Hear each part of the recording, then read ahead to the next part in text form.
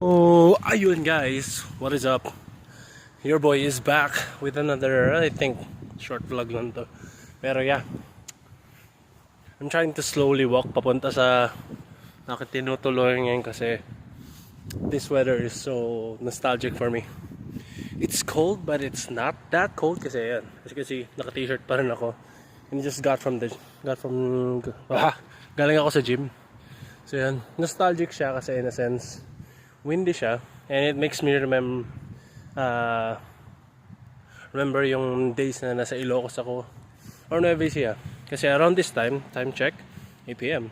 Usually may nag-aaya para kumain for street food, and that's something that I actually miss right now.